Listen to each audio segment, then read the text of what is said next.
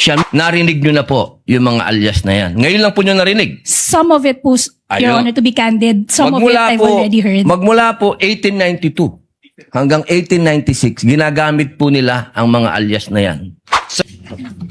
Maraming salamat po, Ginoong Tagapamahalang Hukom. Meron lang po akong tanong sa ating saksi. Opo. Ginoo, sa palagay niyo po ba karapat-dapat lamang na gumamit ng alias kapag confidential fund ang pinag-uusapan? Sir, as someone who does not know, sir, implementations of parang mga confidential activities on the ground, sir, I cannot, hindi po ako makakasagot ng maayos, sir, kung pwede po ba or hindi. But based on information that I got, sir, no, when I consolidated the answers for the AOM, sir, hindi naman po siya na-mention sa akin po ni Colonel Lachica. But I know, sir, that activities, confidential activities are considered to be sensitive. And there might be individuals or groups that need to be somehow protected, sir, because of the information that you would be getting from those people, sir. So, yun po yung tingin ko, sir. Hindi ko categorically masasabi na pwede po yung alias or hindi. But going back to the JMC also, sir, sa Joint Memorandum Circular, there is no specific provision, sir, that indicates kung paano po yung paglagay ng mga pangalan sa documentary evidence of payments. Okay, maraming salamat po. Meron po akong tanong sa prosecution.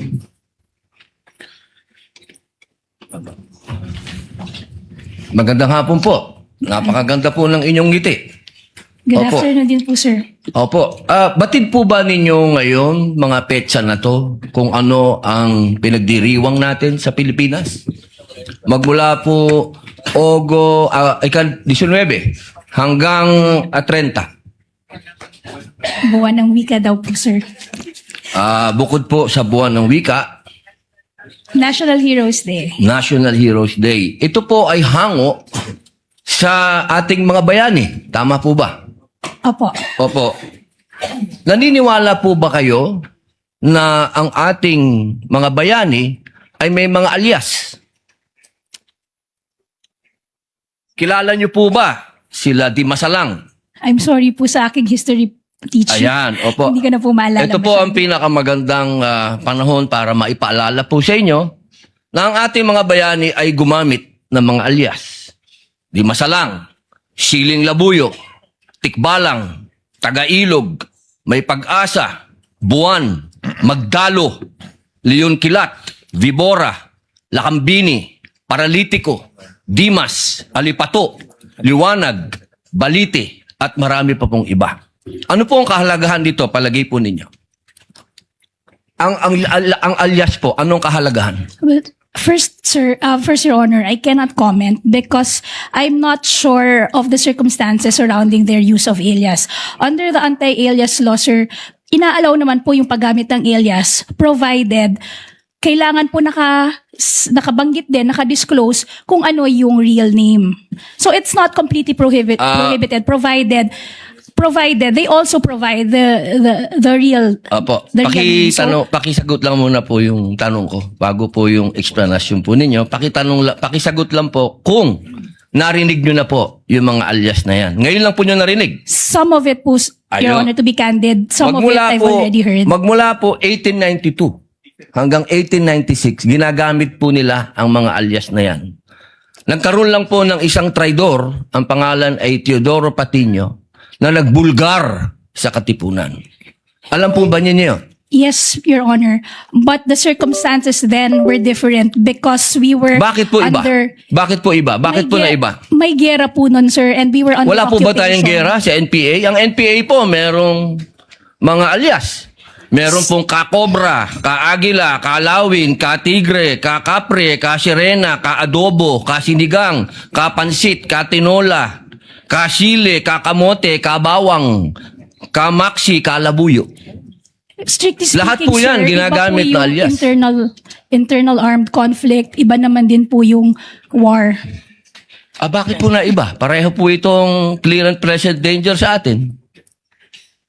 So ang gusto ko lamang pong ipaalam sa ating prosecution na napakahalaga po ng alias sa panahon ng...